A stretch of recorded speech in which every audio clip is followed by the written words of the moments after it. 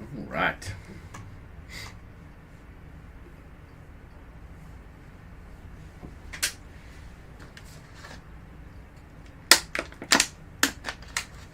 It's a nice dreary day here in Florida. What's up, Jizzle? And I got a cold or something like that. Something's starting, and I'm not a big fan of it.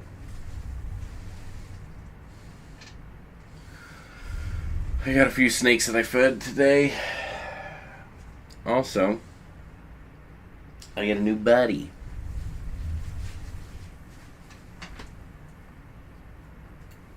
You guys want to see him? This is I got a little baby sulcata tortoise. It's my little buddy. Look at him. Or her, I don't know yet. Hey, bro. They just look like old men right off the bat. What's up? What's up? Not even blinking. He doesn't even care that I'm touching his face. Not really. What's up? Little baby sulcata. These guys are the third largest tortoise in the world. Look at that little guy. He's just seeing what's going on. But there's not much going on behind those eyes, is there? What's up, Nate? Little sulcata. Beep, beep, beep, beep. Oh man, Rod, you're already here? It's going alright. What's up? He's just staring at me. How you doing? Not much, just I wanted to kind of go over a couple things. Mostly. Alright, Rod. None of that stuff.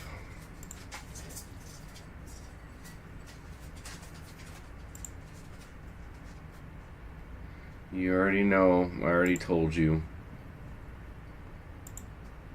What was up with that? So I wanted to talk a bit about conservation and what conservation means now. So we'll go through the bare bones basics. What is conservation? And we'll go from there. Conservation, the prevention of wasteful use of a resource. The principle by which total value of a physical quantity or parameter remains constant in a system which is not subject to external influence. Okay, so basically, now as a noun, it's prevention of wasteful use of a resource. Now, well, I appreciate that. There's nothing. I find it funny, Rod. I do. But there's only so much I can tolerate of that going on while it's on a live stream like that, if you know what I mean. I'm not going to block. I just don't want those type of messages on there. But I appreciate you. So, and then, you know, depending on where you go to, like natural resources, this right here, the USDA. Protection, preservation, management, or restoration of natural environments and the ecological communities that inhabit them. Conservation is generally held to include the management of human use of natural resources for current public benefit and sustainable social and economic utilization. How it's been a while since I've been stung by a bee, and about 10 minutes later I was stung on the side of the foot. Definitely a shock to the system. Well, the only thing I'll say to that is the only thing I'll say to that is love the empathy. What do you mean by the empathy? I laugh because like that's just how it's like when you never have heard of like a certain type of car, and then as soon as you hear about it or see it or like it's brought to your awareness, like you see it everywhere, and it's just like, oh, it's like the knock on wood thing. Don't bring up the thing that you don't want to happen because it's gonna happen. I don't know. It's just a weird thing. Sorry you got stung, but and what do you mean, James, by love the empathy? Empathy for what? So Conservation just has to do with making sure you maintain what's already there. Conserve. That's what it is.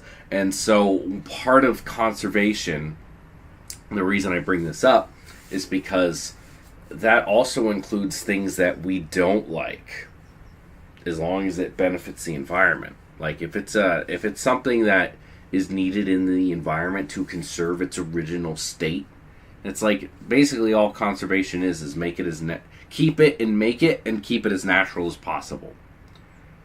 That's the bare bones. How old is antisocial for so long, and I have a separation that's going on in my life with a woman. So it's kind of hard for me. I am sorry to hear that.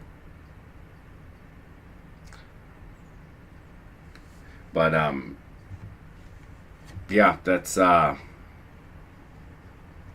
that's basically what conservation is in a nutshell. So when you get instances like the bear attacks that have been happening recently, or I'll leave your tone and your empathy for things in which you can tolerate. That's what I mean, like, or the tolerance for ignorance, or people that are not on point with the facts or still have passion. Oh, I try to be very understanding of people to an extent, because I realize not everyone necessarily agrees with me. That's really it. People have different opinions, and I am fine for I have no problem with other people disagreeing with what I have to say. That's the long and short of it. But also, like, I wish more people. I have all-girl trees in my yard, and I had to cut them down because I believe my town wants a parking lot, and I ran outside and begged them not to cut the tree down. Well, yeah, it's a Cape Crusader. Yeah, that's something that's a big issue. Unfortunately, I saw a video of this person on TikTok, and they were, or maybe it was Instagram. They were crying because the field that was behind their house, it was just like a big open field.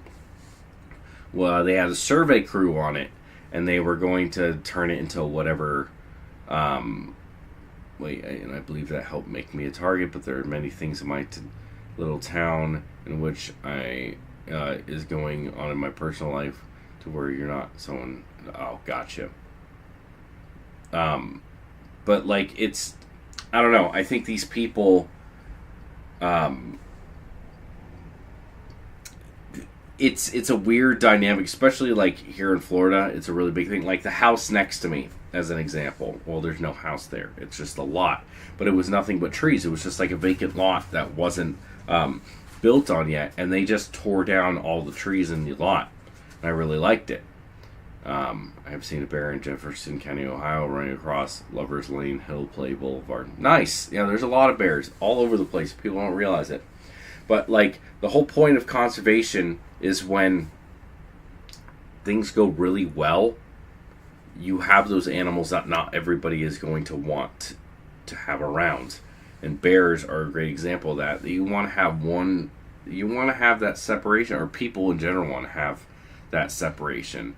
And we have to live with them. Like, okay, the crocodiles right now. So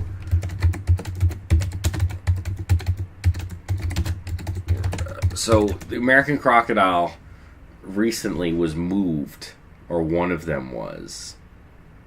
If I can find the story. Let's see. Here we go. So this right here, there's a whole story about it. What's he barking at?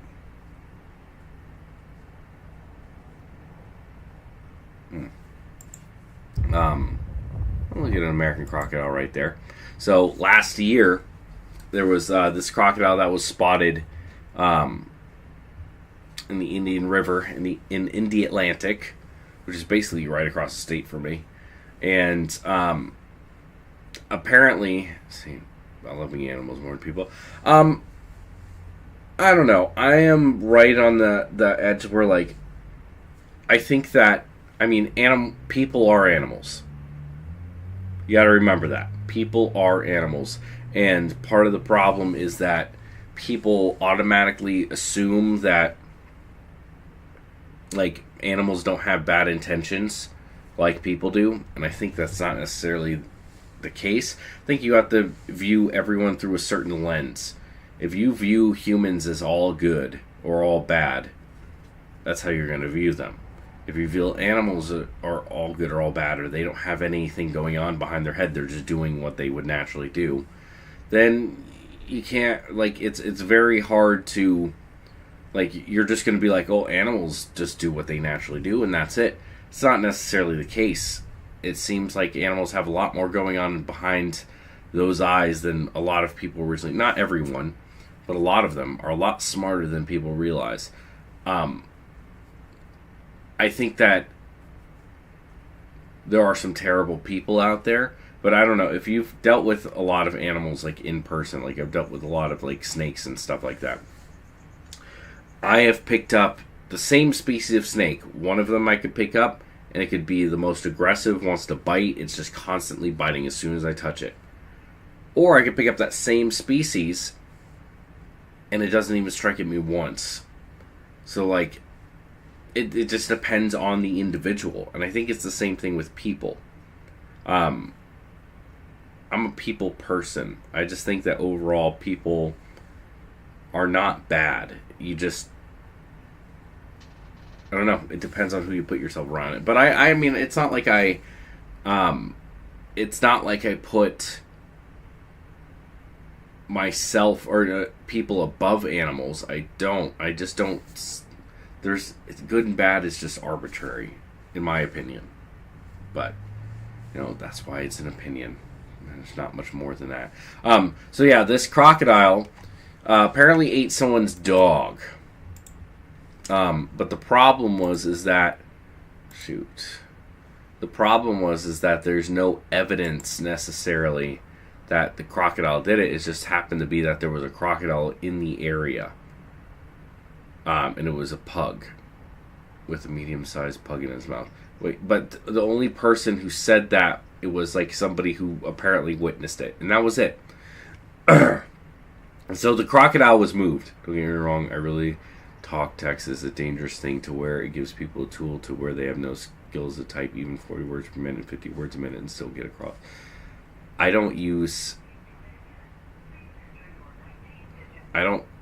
can't type that fast. I've never taken typing. Well, I don't know. Maybe in elementary school I did, but I'm not a fast typer at all.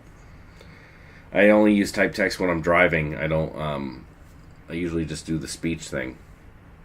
Recent years, I guess I'm a troll because I don't have these elements in which does not make me a troll, but I really don't. I just have a passion for, like, learning and understanding. Yeah. There's nothing wrong with that. It's a good thing to have. So this crocodile was relocated 100 miles down south. And in October of 2023, and it only took 8 months for it to get back to the original spot. And people are not happy about that. People are not, and they're not happy about that. And I say this, the conservation work that has gone into making these guys come back from the brink, basically. There's been a lot of work done. A lot of good work done. And without... The problem is that people don't want to actually think about the animal at their house. If they're in that range, they don't want to think about it. They like the idea of the animal. They don't like it actually being there. Also, these are the same types of people who moved to this area that was probably built up in the last 10 years when it used to be an open field or whatever type of environment it was, and now it was covered in homes. They like the idea of Florida going back to its natural way, but they're literally living in a brand new development that was built so they could live there and destroy the natural habitat that was there. And that's a big part of the problem too. Conservation is something that people like to talk about and make a thing when it is benefiting areas that are away from you. Oh, I want to conserve that nature park over there. I want to conserve that over there. But I want my green grass. I want, like, the green grass lawns are terrible. Absolutely terrible. They may look green. Oh, that's disgusting. It's like a herbal tea. Ugh. It may look, I guess, appealing. I'm not a big fan of them, but it's like a desert to animals, especially native animals.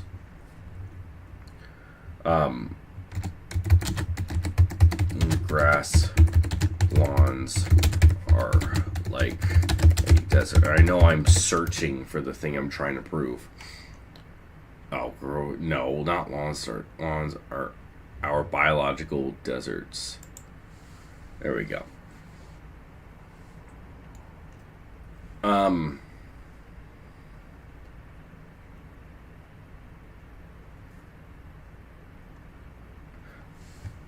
Lawns are monocultures, which makes them a biological desert. Monocultures, like lawns, support very little in terms of species diversity. At the same time, they're easily susceptible to invasive species, disease, and other biotic outbreaks.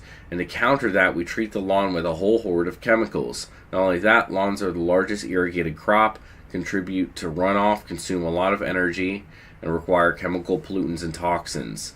This clearly shows the lawn cannot sustain itself and needs constant lawn care. Still, after all this work, lawns have very ecological value. So basically, if you live in an area has a bunch of native grasses or whatever, and you put in sod or whatever type of grass you put in, you have to water it, which if you live in an area and it has native plants, the native plants should be able to sustain themselves on what's going on around you. So if I live in Florida as an example, the grass here, the native grass, should be able to sustain itself until the rains come. It might have a period where it dies back a little bit, but like they don't ever like completely die out. They just don't grow as quickly during the winter, and then they really sprout up during the summer. And then you put herbicides, you put fertilizers, all these things kill everything else that would be coming up. And then when it does rain or you use your sprinklers, it washes it all down and creates runoff, which goes directly into the water. It just causes a cascade of things for something that, I mean, of course, this is my opinion. Some people love it, obviously, but it's just kind of ugly. I don't understand the manicured lawn look. And it's like an old thing that people still do. And it's just bad. I mean, it's just I don't want to be like one of those, it's bad for the environment, man, hippie type, because I'm not. But like, I mean, I'll drive around a truck. I don't care. I'm not going to buy an electric vehicle because I can't afford it. And I know that they're not even good for the environment to the extent we're just not there yet. But like, simple things like that, like environmental things that like would not cut the cost on a lot of people, first off, and be way better for like, because like when you create a ton of these broken up lawns like this, animals can't live in those areas. So you get basically a biological desert where a lot of animals can't, like a lot of the smaller stuff that would come in can't live there. Things like birds that would need the seeds from those plants to live, the bugs that would eat those plants to live. Like, you're limiting to only a certain amount. Don't forget to join the Discord. Yes, Discord is in the description. Excuse me. I got a little bit of a cold. My nose is all running, you know, all that nasty stuff. But it's part of the problem. There are native things that will look just as good, which are a lot easier to take care of and don't require anywhere near as much maintenance. And if you put those there, you'll be able to attract native animals that will actually be able to benefit from your, like, it's like having a little park of your own. You'll have butterflies, you'll have the native birds, all these animals that come, and then, you know, your neighbor's cat will eat them all. But that's beyond the point. Native, your, like, it's something as simple as planting native plants. You don't it doesn't have to necessarily be ugly. Like, it's just not going to be necessarily the manicured green grass like that. It doesn't make sense. It doesn't necessarily make sense. I don't get it. But that's just me. But, like, also, it's a lot hotter. Like, especially if you don't have any trees in the yard. It gets hot. Hot. I mean, it gets hot regardless. But planting native stuff is way more of a benefit than planting this, you know, stuff you have to constantly work on, especially if you live in warmer environments. But, like, let's see, the American Crocodile Range. So, if we go to the range of the American crocodile, you can kind of see a lot of it is in South and Central America, Cuba, Hispaniola, a few of those other islands, and then Florida, of course. And here's the range for Florida, or at least one of the ranges. The ones that I've seen, like, because they have made their way up to St. Pete a few times. So basically, cut Florida in half. It's the southern portion on the coast. You don't really get them inland. Oh, that's for the Cayman. Really? There we go. American Crocodile. Here we go. This is the one I was looking for. So basically, from Pinellas County south and south of Cape Canaveral. Okay, that's where you're going to find the American, or at least the historic range of it in Florida was. So at one point in time, there was like, what was the population? Historic population.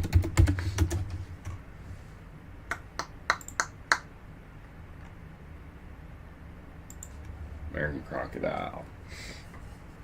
Alright. Oh, it's disgusting tea. Nice. The American crocodile occurs along the Atlantic coast from southern Florida to northern South America and along the Pacific coast of Central America. Populations outside the United States are generally small and declining. The Florida population has slowly increased since being put on the endangered species list in 1975 and have recommended for the downlisting to threatened, which is great. From my understanding, it says it right here. The pre-Columbian American crocodile population in Florida may have been 2,000 to 3,000 individuals. Development and hunting reduced it to an estimated 1,200 individuals by the early 20th century. When placed on the endangered list in 1975, there was a maximum of 20 nesting females and 100 to 200 non-hatching individuals in a small area of northeastern Florida Bay. The population increased to 220 individuals, adults and subadults, in the mid-1980s, to 500 to 1,000 individuals in 1999, and had an estimated 1,000 individuals by 2003. The maximum number of nesting females in 2005 was 85. The crocodile's range has also increased substantially since 1975 and now encompasses much of the historic Florida range, including Key Largo, Biscayne Bay, Florida Bay, and south western coast and Marco Island.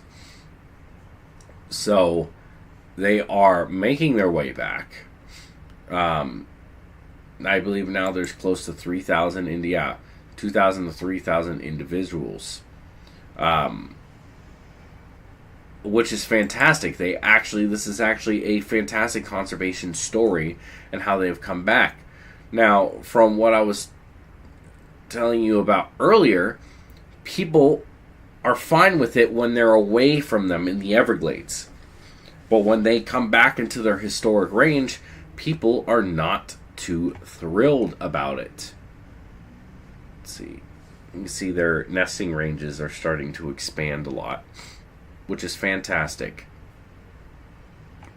But, they start going back up north, and the next thing you know, you're going to have a crocodile in your backyard, and people aren't happy about it. The same thing with bear populations. So now, bear reintroductions. Let's see, not to France. I don't care about France. Florida bear reintroduction, Southern Alps. Well, I mean, there's a lot of grizzly bears that we can set through. Here we go. Here's one in the Cascades. I'm talking about America right now. The complicated process requires trapping, trucking, and moving bears by helicopter from Montana or British Columbia. So, the thought is that they're going to reintroduce bears to Washington State in the North Cascades, just like they did with the gray wolves in Colorado, and they're going to put them. There's going to be a founder population of 25 bears over the next 5 to 10 years. So it's going to start out very slow compared to wolves, which makes sense because wolves aren't anywhere near as big of a threat to people as brown bears are. And brown bears just means, these are grizzly bears. They're inland, so which means they're grizzly bears. It would restore a keystone species to the North Cascades, which is one of the best protected landscapes in the U.S. Grizzlies were once found throughout the region, but thousands were killed for their fur. The bear hasn't been spotted with certainty there since 1996. I don't know. That seems like a bit hyperbolic. Yes, they were killed for their fur, but there's a lot of other reasons why people killed out bears. I don't necessarily agree with it. I think we have to come at it from a newer perspective, and that newer perspective is that times be a changin', and you can't just kill something because you don't like that it is a big predator. Like, what's up, Shake? How you doing? But yeah, you can't just get ticked off that a bear or an animal is a big predator and just kill it, which is what we did forever because we were just trying to survive. And, that thing kills us, we got to get rid of them. We don't want those things to kill us. I get that. Things are different now. But is reintroducing them the best thing? They say, so here's the thing. They'll be like, well, we need to reintroduce a keystone species. That argument is fine, if that's the argument you want to make. But you can't just pick and choose. Do we reintroduce grizzlies to California? Do we reintroduce grizzlies to every single spot where they used to be? What is the historic range of grizzly bears? Range of brown bears. United States.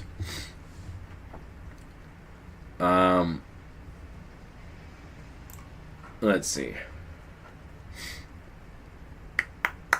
Okay. Historic range of grizzly bears in the lower 48. So, okay, here we go. Perfect. So this is their historic range. Everything in this green here. Their current range is everything in the orange. And I have heard that they are starting to make their way down. Colorado has seen a few. At their peak, grizzly bears numbered more than 50,000 in the lower 48. They roamed from west coast to the Great Plains, from northern Alaska to central Mexico. Facing threats from habitat loss, hunting, and conflicts with people and livestock, their numbers dwindled to fewer than 1,000 in the lower 48 by the time the Endangered Species Act was implemented in 1975. Today, managers say the Greater Yellowstone and Northern Continental Divide populations have recovered and are ready for delisting. Geez, really? Here's a timeline of the management actions, court cases, and notable events that have shaped the grizzly bear recovery since the ESA listing through today.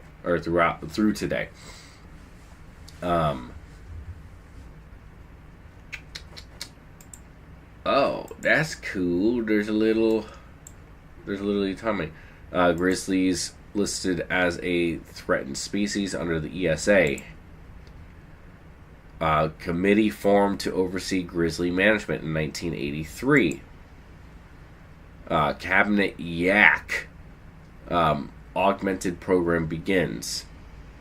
From 1990 to 94, 4 female grizzlies with no history of negative run-ins with humans are captured in British Columbia and relocated to the Cabinet Mountains. It's an experiment to increase the dwindling grizzly population in the area. By the late 1970s, scientists estimated that fewer than a dozen bears remained in the cabinets, and those bears weren't reproducing. They were on the path to extinction. Grizzly hunting ends in lower 48 in 1991. Small hunts persisted in Montana. According to New York Times, the state continued to allow grizzly hunts in an attempt to reduce conflict with humans. Up to 14 bears, including at most 6 females, could be killed.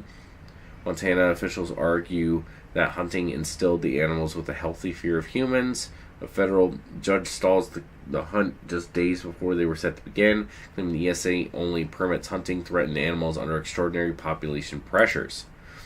That was in 1991.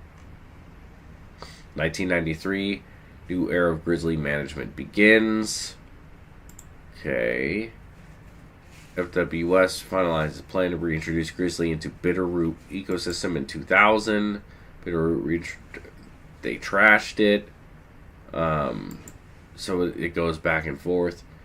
Proposed delisting Yellowstone area bears. An estimated 220 to 320 bears lived in a greater Yellowstone. By 2005, that number was greater than 600. Jesus. Yellowstone grizzlies delisted. Federal protections restored. Put them back on their endangered species list. The feds appeal. Grizzly bear population in NCDE. I don't know what that is. Grizzly bear photographed in North Cascades. In 1990s, federal protection will stay. Conflict with Montana ranch. Okay, so the point is that there's been a back and forth. They're doing all right, but the original, this is the original map of their range. Do we put grizzly bears everywhere where they used to be? This whole range here. Do we introduce them everywhere? Or do people not want that? And why don't they want that? Northern Cascades are up here, I believe. That is the question. Okay? Very interesting. So, I guess the whole point of this is that some people want animals when it's convenient for them. What's up, Julie? How you doing? Some people want animals when it's convenient for them. Others, that's literally all it is. Like, the claim that you want to bring an animal back kind of goes away for most people once they realize it could be in their own backyard. And that's part of the problem with, like, let's see, Colorado wolf situation. Let's see, is there any more news? Not that I can see.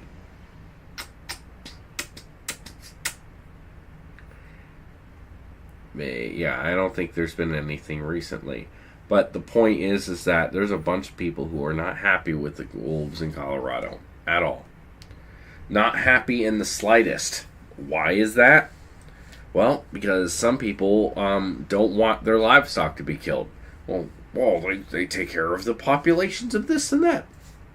I'm not saying I don't want wolves in Colorado. I think if you're going to have them there, fine. But to pretend like it's not a big deal that they're there because they don't do enough damage or whatever, it's a dumb argument in my opinion. I don't know. I definitely have a bit of an issue with the way people go about it, like the animals just can go there without any sort of significant problems whatsoever. It's just not true. It's just not. There's a lot more to it. And I don't know. I just wish people would actually care about conservation and not just like use it as a token like I'm trying to be a good person. Because conservation isn't just putting animals back where they are, to be quite honest. That being said, I'm gonna go get something to eat. I'm gonna go herping later, so I'll go live then.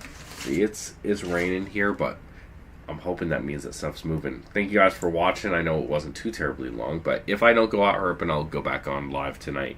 Thank you guys for watching, and I'll see you on the next one. Peace.